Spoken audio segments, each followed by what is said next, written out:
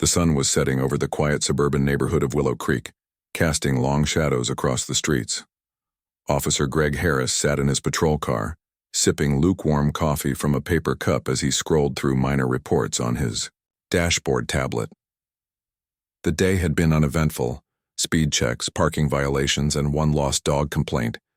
But deep down, Greg felt restless. He craved action, something to break the monotony of his shift. Little did he know that something was about to walk straight into his life. At the same time, Maya Thompson was driving home after a long day at work. As an assistant state lawyer, she spent most of her days arguing cases, drafting motions, and fighting for justice in courtrooms filled with people who didn't always look like her. Today had been particularly grueling. A high-profile case involving police misconduct had left her drained both mentally and emotionally. All she wanted now was to get home, change out of her formal clothes, and unwind with a good book. Maya's sleek black sedan turned onto Maple Street when she noticed blue lights flashing behind her. Confused, she glanced at her speedometer. She wasn't speeding, and then checked her mirrors. Sure enough, a police cruiser was tailing her, its lights piercing the evening gloom. Sighing softly, Maya pulled over to the side of the road, rolling down her window as she waited for the officer to approach. Officer Harris stepped out of his vehicle, adjusting his belt and squinting slightly as he approached the driver's side of Maya's car. His eyes scanned the interior quickly before landing on Maya herself. She looked calm, professional even, dressed in a tailored navy blue blazer and pearl earrings. But none of that mattered to Greg. Not really. What caught his attention first was the color of her skin. "License and registration, please," he said curtly, his tone sharper than necessary. Maya nodded politely, reaching into her glove compartment for the requested documents. "Is there a problem, officer?" she asked, her voice steady despite the knot forming in her stomach. This wasn't the first time she'd been pulled over without cause, but it never got easier. Greg ignored her question, instead leaning closer to inspect her face. "Do you know why I stopped you?" he asked, his tone dripping with skepticism. "No, sir, I don't," Maya replied, handing him her license and registration. Her fingers brushed against his briefly, but she quickly withdrew them, sensing the tension radiating off him. Taking the papers, Greg studied them carefully, or at least pretended to. In truth, his mind was already made up. To him, this woman fit the profile: young, black, driving a nice car in what he considered the wrong part of town. Never mind that Maya lived just 2 blocks away or that her credentials proved she belonged here more than anyone else on this street. "Well, Ms. Thompson," he began, emphasizing her name as if testing its validity. "I clocked you going 5 miles over the limit back there." Maya frowned, shaking her head. "That's not possible, officer. My cruise control was set to 35. Greg smirked faintly, tapping the edge of her license against his palm. "Are you calling me a liar, ma'am?" "No, I'm simply stating the facts," Maya replied firmly, refusing to let his condescending tone rattle her. Still, she could feel her heart pounding harder with each passing second. Something about this encounter felt off. After a beat of silence, Greg straightened up, his expression hardening. "Step out of the vehicle, please." "I beg your pardon?" Maya blinked, startled. "Why?" "You're under arrest," he declared flatly, pulling out a pair of handcuffs. "For what?" Maya demanded, her voice rising incredulously. "Suspicion of driving under the influence," Greg shot back, though they both knew it was a flimsy excuse at best.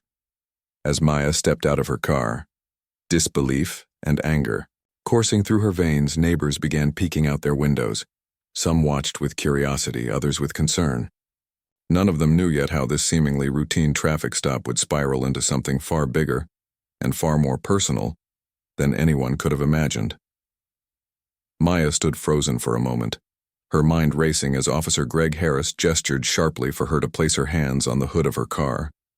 The cool metal felt foreign against her palms, and the absurdity of the situation hit her like a wave. She wasn't just being detained, she was being humiliated in front of her own neighborhood, in broad daylight, over nothing more than baseless accusations. "Officer," Maya said firmly, her voice steady despite the storm brewing inside her. "I haven't been drinking. I haven't done anything wrong." Greg didn't respond. Instead, he reached for his radio, calling in the stop while reciting vague details about suspicious behavior and erratic driving. His tone left no room for negotiation, but Maya refused to stay silent. "This is ridiculous," she muttered under her breath, though loud enough for him to hear. "You're making a mistake." Greg's jaw tightened and he shot her a glare. "Keep talking back, ma'am, and things are only going to get worse for you." Worse? Maya thought, bitterly. How much worse could this possibly get? Her thoughts were interrupted when Greg began reading her rights, his words mechanical and detached. Handcuffs clicked around her wrists, tightening just enough to remind her of her lack of control in this moment. As Greg guided her toward the backseat of his cruiser, Maya caught sight of Mrs. Patel, her elderly neighbor, standing on her porch with wide eyes. Embarrassment burned in Maya's chest, but it quickly gave way to anger. This wasn't just about her. It was about every black person who had ever been treated unfairly by someone wearing a badge. The ride to the police station was tense and silent. Greg avoided eye contact through the rearview mirror, focusing instead on the road ahead. Maya stared out the window, watching familiar streets blur past. Each passing second fueled her determination to fight back, not just for herself, but for others who might find themselves in similar situations. When they arrived at the precinct, Greg escorted Maya inside, ignoring curious glances from other officers. He led her to a small interrogation room, its walls painted a dull gray that seemed to suck the energy out of the space. A single fluorescent light flickered above the table, casting uneven shadows across the room. "Sit," Greg ordered, pointing to a chair before leaving the room without another word. Left alone, Maya took a deep breath, trying to steady herself. She knew how these situations often played out. Hours of waiting, intimidation tactics, attempts to break her spirit. But she also knew something Greg didn't. She had resources, connections, and an unshakable belief in justice. After what felt like an eternity, the door creaked open again. This time, it wasn't Greg who entered, but Detective Laura Chen, a middle-aged woman with sharp features and an even sharper gaze.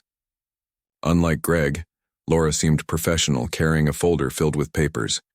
"Ms. Thompson," Laura began, taking a seat across from Maya, "can you explain why Officer Harris pulled you over?" Maya hesitated, weighing her words carefully. "I was driving home from work when Officer Harris stopped me for no apparent reason. He accused me of speeding, which I wasn't, and then claimed I was driving under the influence. Neither accusation is true." Laura nodded, jotting notes onto a pad. "And do you have any idea why he might suspect you of DUI?" "No," Maya replied firmly, "unless looking tired after a long day counts as probable cause." Laura paused, studying Maya for a moment. There was something different about this case, something that didn't quite add up. Maya noticed the detective's hesitation and seized the opportunity. "Detective Chen," Maya said, leaning forward slightly, "I'm an assistant state lawyer. You can verify my credentials if you'd like. Whatever Officer Harris thinks he saw, or assumed, he's wrong." Laura raised an eyebrow, clearly intrigued. "We'll look into it," she promised, though her tone remained neutral. Minutes later, Laura excused herself, leaving Maya alone once more.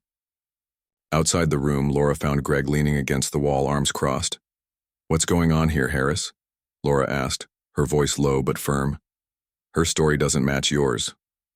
Greg shrugged, feigning indifference. "She fits the profile. Chen, trust me, I know what I'm doing." Laura frowned, stepping closer. "Profile? That's not how we operate. If she really is who she says she is." "She's lying," Greg interrupted, his voice rising slightly. "People like her always lie." Laura's expression hardened. "Let's not jump to conclusions. I'm running her info now. We'll see whose story holds up." Back in the interrogation room, Maya replayed the conversation in her head. She could sense cracks forming in Greg's facade, and she intended to exploit them fully. As frustrating as the situation was, she couldn't help but feel a spark of hope. Justice might be delayed, but it wouldn't be denied. Not today. Little did Maya know, the events set in motion by this arrest would ripple far beyond the confines of the police station, forcing everyone involved to confront uncomfortable truths about power, prejudice, and accountability. Detective Laura Chen returned to the precinct's main office, her mind racing as she sat down at her desk. She pulled up Maya Thompson's information on the computer, her fingers flying across the keyboard. Within moments, the screen displayed a detailed profile. Assistant state lawyer, employed by the Department of Justice for 5 years, impeccable record, and numerous commendations for her work in civil rights cases. Laura leaned back in her chair, exhaling sharply. Something was off about this entire situation. Greg Harris had claimed Maya was driving erratically and suspected of DUI, yet there was no evidence to support his claims. And now it turned out that the woman he'd arrested wasn't just an ordinary citizen. She was someone who could hold law enforcement accountable in ways most people couldn't. "Harris," Laura called out, motioning for him to join her. Greg approached reluctantly, his posture stiff and defensive. "What?" he asked, his tone clipped. "This is her file," Laura said, turning the monitor toward him. "She's clean. No priors, no outstanding warrants, nothing, so tell me again why you thought she was drunk or dangerous." Greg shifted uncomfortably, avoiding eye contact. "Look, Chen, I know what I saw. People like her. They think they're above the rules." "People like her?" Laura repeated, narrowing her eyes. "You mean black people?" "No, Greg started, but Laura cut him off. "Save it. Let's stick to facts here. Did you administer a field sobriety test? Breathalyzer, anything?" Greg hesitated, his face reddening slightly. "Not exactly. But come on, you've seen how these things go. She fit the profile." Laura shook her head, disgusted. "Profiles don't arrest people, Greg. Evidence does. Or at least it's supposed to." Before Greg could respond, the phone on Laura's desk rang. She picked it up, listening intently as the voice on the other end spoke. After a brief exchange, she hung up and turned to Greg. "That was internal affairs," she said evenly. "They're sending someone over to review this case. In the meantime, we need to release Ms. Thompson immediately." Greg's face paled. "Internal affairs? For what? It's just a routine stop." "It stopped being routine when you arrested a state lawyer without probable cause," Laura shot back. "Now go let her out before this gets even messier." Reluctantly, Greg headed back to the interrogation room. When he opened the door, Maya looked up, her expression unreadable. "You're free to go," Greg muttered, unlocking her handcuffs. Maya rubbed her wrists, glaring at him. "Is that all you have to say? No apology? No explanation?" Greg avoided, her gaze mumbling something unintelligible before stepping aside. Moments later, Detective Chen entered the room, offering Maya a small, apologetic smile. "Ms. Thompson, I want to personally apologize for what happened today. This shouldn't have occurred, and we'll make sure it doesn't happen again." Maya nodded slowly, though her anger hadn't fully subsided. "Thank you, Detective Chen. But I hope you understand that an apology isn't enough. What Officer Harris did was wrong. Not just legally, but morally." "I agree," Laura replied sincerely. "Internal Affairs will be handling this from here. If you'd like, I can connect you with their investigator once they arrive." "That would be appreciated," Maya said, standing up. "And rest assured I'll be filing a formal complaint. This kind of behavior has consequences." As Maya left the precinct, the cool evening air hit her face, offering a small sense of relief. But inside, she felt anything but calm. The injustice of the past few hours weighed heavily on her, fueling her determination to take action. Back at the station, Greg paced nervously, dreading the arrival of Internal Affairs. He tried to justify his actions to himself, convincing himself that he'd only been doing his job. But deep down, he knew the truth. He'd let bias cloud his judgment, and now he might pay the price. Meanwhile, word of Maya's arrest began spreading quickly. A local journalist named Rachel Monroe caught wind of the story after receiving an anonymous tip. Intrigued, Rachel dug deeper, uncovering details about Greg's history of questionable stops and complaints against him. By morning, her article, titled, "State Lawyer, Wrongfully Arrested by Racist Cop," went viral, sparking outrage across social media platforms. For Maya, the public attention was unexpected, but not unwelcome. As she scrolled through messages of support from friends, colleagues, and strangers alike, she realized that her experience was more than just a personal injustice. It was a reflection of systemic issues that needed to be addressed. The next day, Maya walked into the district attorney's office, her resolve stronger than ever. She requested a meeting with the head prosecutor, determined to ensure that Greg Harris faced consequences for his actions. But as Maya prepared to fight for accountability, she couldn't shake the feeling that this was only the beginning. The road ahead would be long and challenging, but she was ready to face whatever came her way. The district attorney's office buzzed with activity as Maya Thompson strode through its glass doors the following morning. Her heels clicked against the polished floor, drawing curious glances from employees who recognized her face from news headlines. Despite the weight of recent events, Maya carried herself with quiet confidence, her posture straight and her expression resolute. She wasn't just here to seek justice for herself. She was here to challenge a system that had allowed Officer Greg Harris to act with impunity. Inside the conference room, District Attorney Marcus Alvarez waited, his brow furrowed as he reviewed documents spread across the table. A seasoned prosecutor known for his no-nonsense approach, Marcus respected Maya's work ethic and dedication to fairness. Still, he couldn't ignore the complexity of this case. "Maya," Marcus greeted her, warmly though his tone carried an undertone of concern. "Take a seat." Maya nodded, pulling out a chair and placing her folder on the table. "Thank you for seeing me, Marcus. I know you're busy, so I'll get straight to the point. What happened to me isn't just about one bad cop, it's about a pattern of behavior that needs to stop." Marcus leaned back, folding his arms. "I understand where you're coming from, but we need to tread carefully. Internal Affairs is already investigating Harris. If we push too hard too fast, it could backfire." "That's not good enough," Maya replied firmly. "Internal Affairs has a reputation for protecting their own. We can't rely on them alone to hold Harris accountable. This is bigger than one man. It's about sending a message that prejudice within law enforcement won't be tolerated." Marcus sighed, rubbing his temples. "You're right, but we have to play this smart. Public pressure is mounting thanks to that article, and the last thing we need is backlash accusing us of overreach." Maya opened her folder, sliding a stack of papers toward him. "These are records I pulled last night. Complaints filed against Harris over the past 3 years. Most were dismissed without investigation. Does that sound like accountability to you?" Marcus scanned the documents, his frown deepening. "This is troubling. It seems there's more to this than meets the eye." "Exactly," Maya said, leaning forward. "If we don't address this now, it will happen again to someone else, someone who might not have the resources or platform to fight back." After a long pause, Marcus nodded slowly. "All right, here's what we'll do. I'll assign one of our best prosecutors to assist Internal Affairs with their investigation. In the meantime, I want you to draft a formal complaint detailing your experience. Be thorough.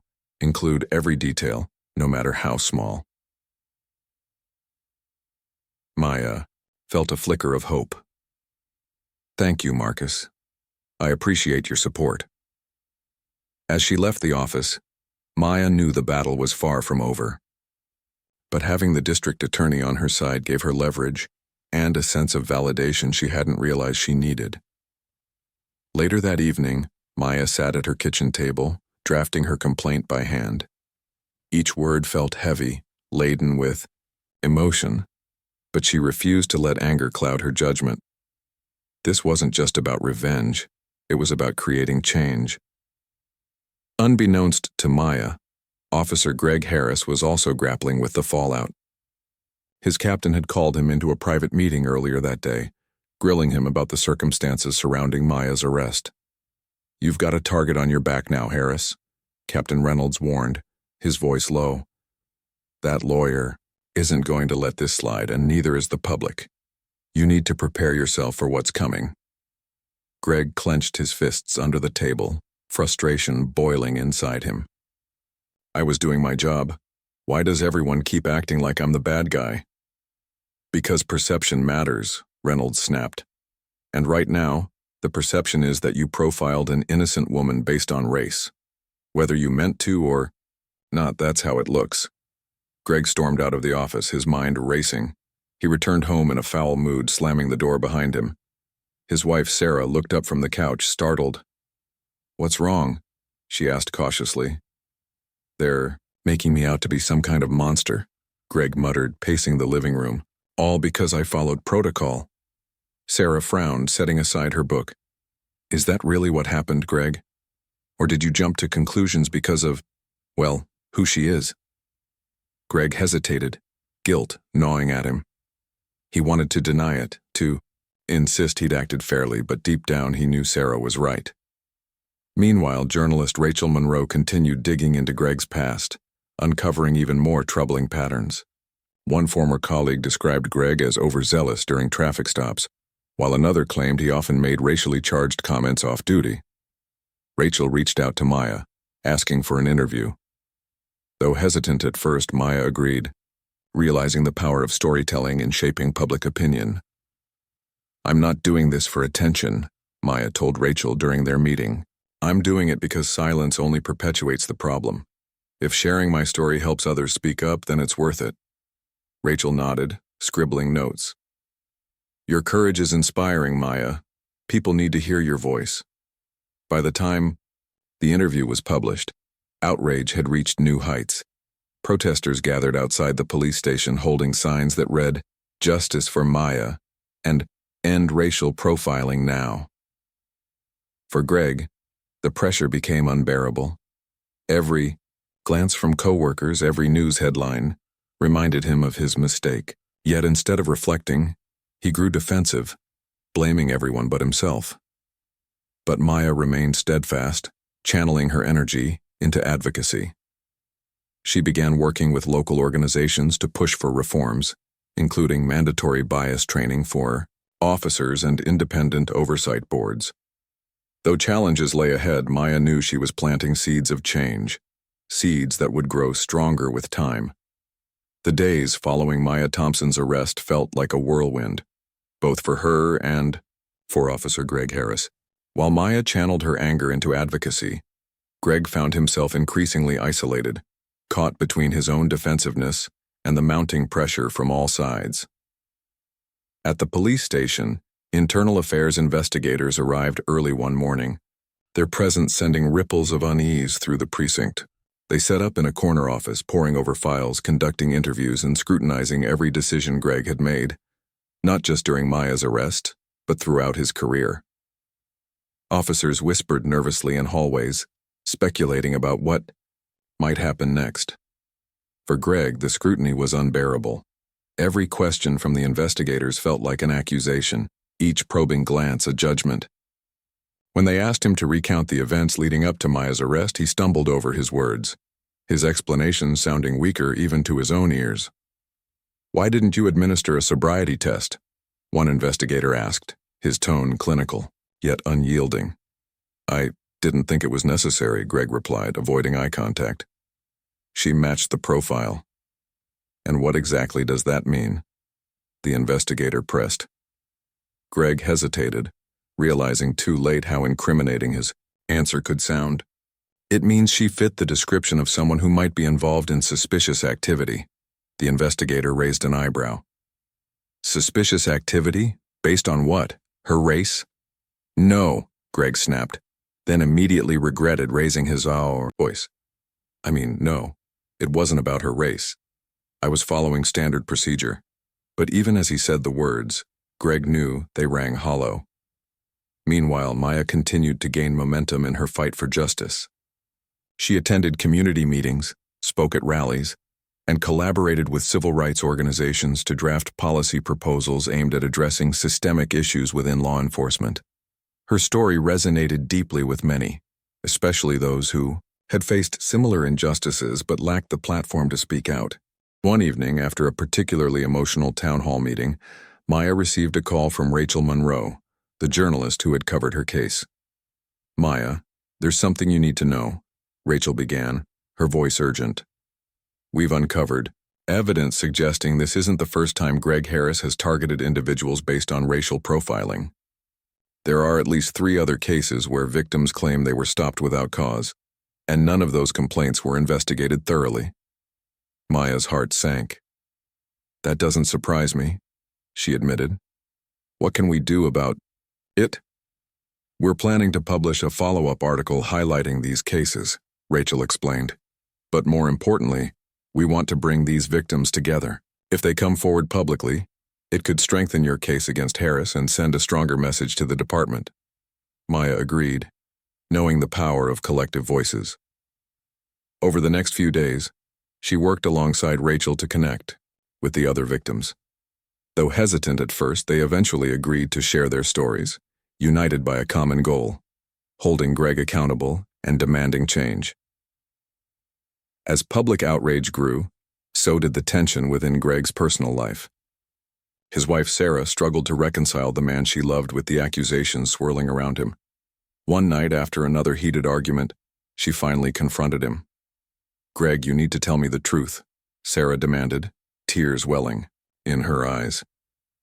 "Did you really stop that woman because of her race?" Greg sighed, running a hand through his hair. "It's not that simple, Sarah. I thought I was doing my job. I still believe that. But maybe I let my biases get in the way. I don't know." Sarah stared at him, disappointment etched across her face. "You have to take responsibility for this, Greg. Denying it won't make it go away." Her words hit him harder than expected, planting seeds of doubt in his mind. For the first time, he allowed himself to consider the possibility that he might have been wrong, not just about Maya, but about everything. Back at the district attorney's office, Marcus Alvarez reviewed the growing pile of evidence against Greg. The formal complaint Maya had filed was damning enough, but when combined with the additional testimonies from other victims, it painted a clear picture of misconduct. "This is serious," Marcus told his team during a strategy meeting. "We need to decide whether to pursue disciplinary action or criminal charges, or both." One prosecutor raised a hand. "What about public perception? If we push too hard, it could alienate the police union." Marcus shook his head. "Public perception is exactly why we need to act decisively. People are watching us right now, waiting to see if we'll hold law enforcement accountable. We can't afford to look weak." By the end of the meeting, a plan was in place. Internal Affairs would present their findings to the district attorney's office, which would then determine the appropriate course of action. As the investigation neared its conclusion, Maya stood outside the courthouse, addressing a crowd of supporters. Her voice trembled with emotion but remained unwavering. "This isn't just about me," she declared.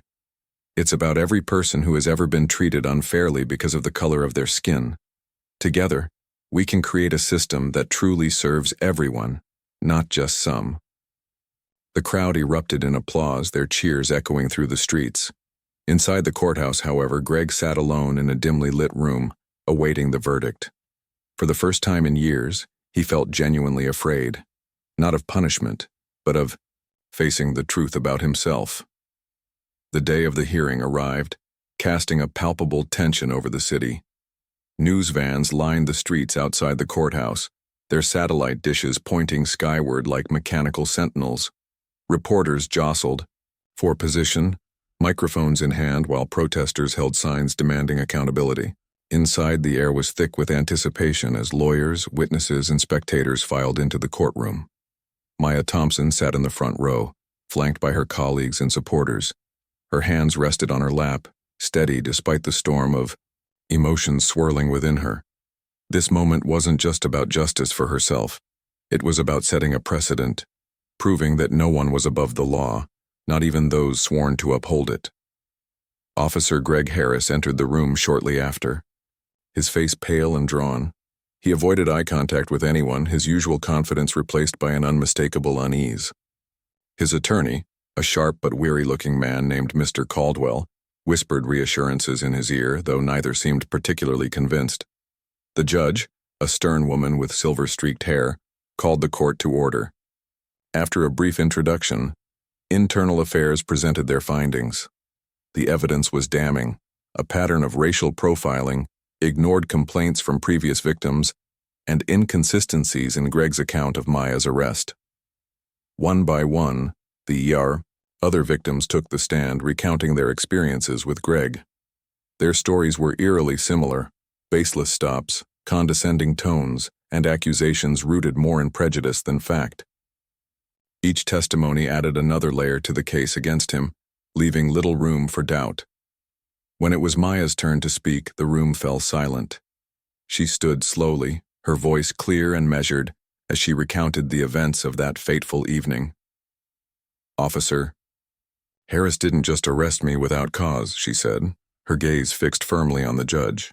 "He arrested me because of assumptions he made before he even spoke to me. Assumptions based on the color of my skin. That's not just wrong, it's dangerous." Her words hung in the air, resonating deeply with everyone present. Even Greg shifted uncomfortably in his seat, unable to meet her eyes. After hours of deliberation, the judge delivered her verdict. "Based on the evidence presented," she began, her tone unwavering, "I find Officer Gregory Harris guilty of misconduct and racial profiling.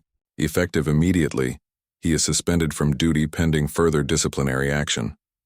Additionally, I recommend that the police department implement comprehensive reforms, including mandatory bias training and independent oversight committees." Wave of murmurs swept through the courtroom. Protesters outside erupted in cheers, their chants echoing through the halls. For Maya and the other victims, it was a victory, not just for themselves, but for countless others who had suffered in silence.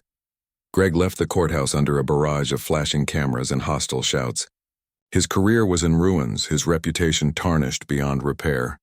At home, Sarah packed a suitcase, tears streaming down her face.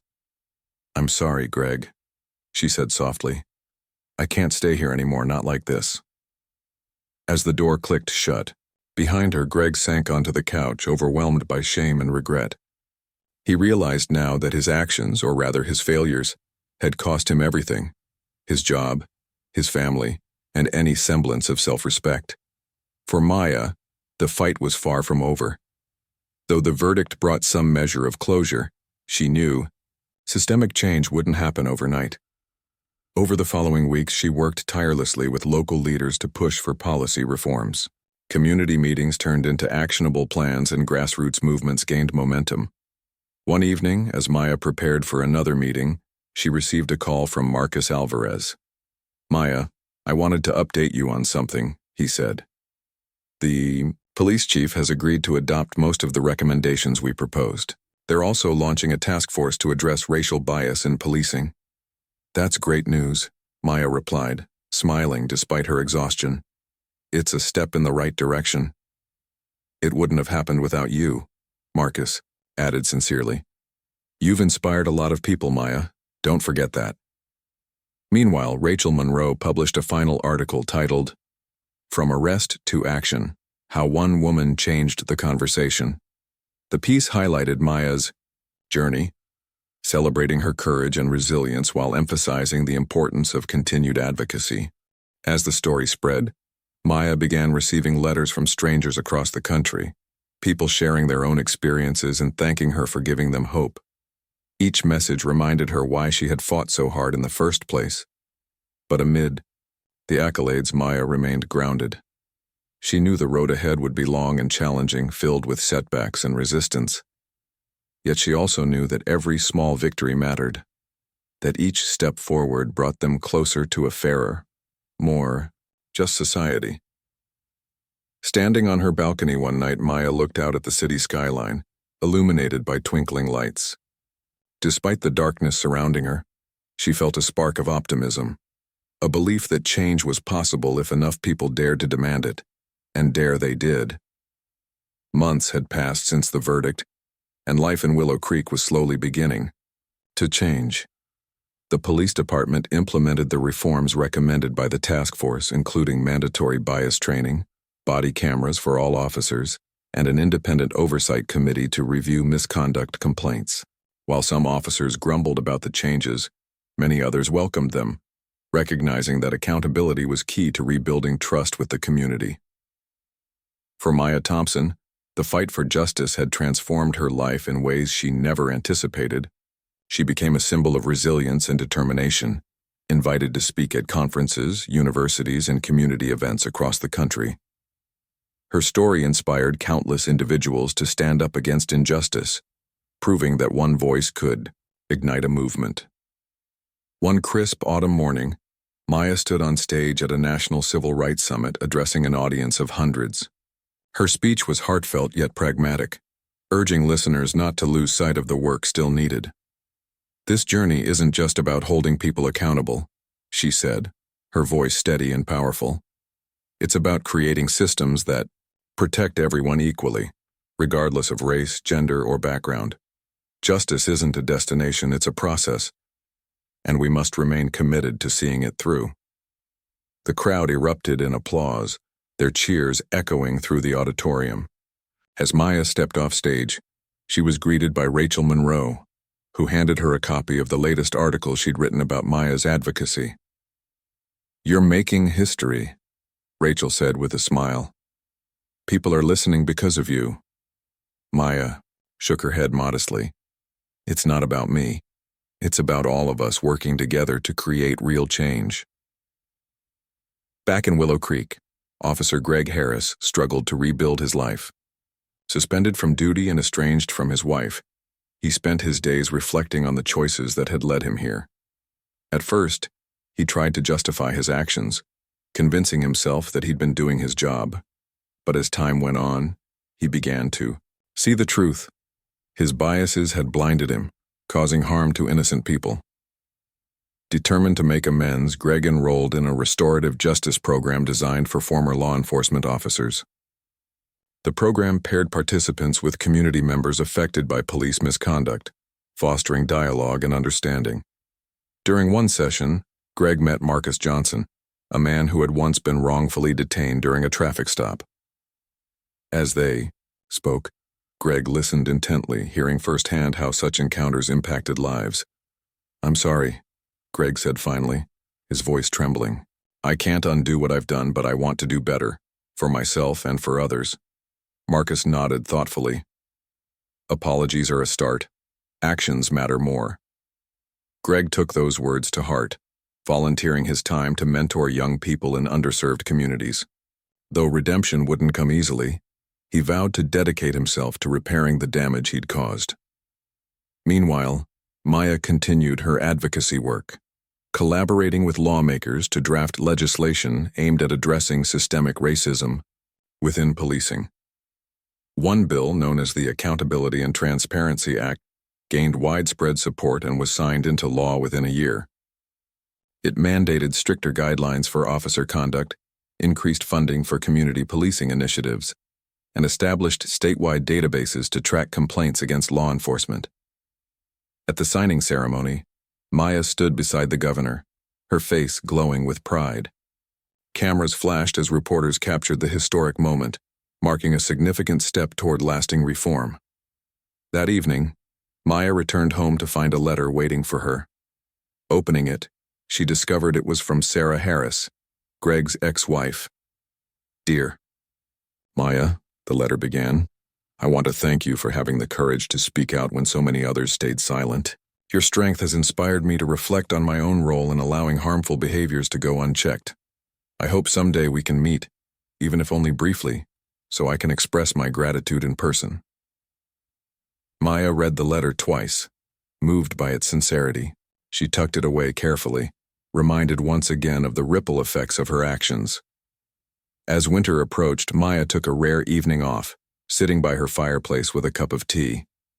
She reflected on everything she'd endured, the arrest, the public scrutiny, the long hours spent fighting for change, and felt a deep sense of fulfillment. Though challenges remained, she knew progress was possible when people came together with shared purpose. Outside, snowflakes began drifting from the sky, blanketing the world in quiet beauty. Maya smiled softly, feeling hopeful for the future. Not just for herself, but for generations to come. Injustice had sparked this journey, but justice would carry it forward.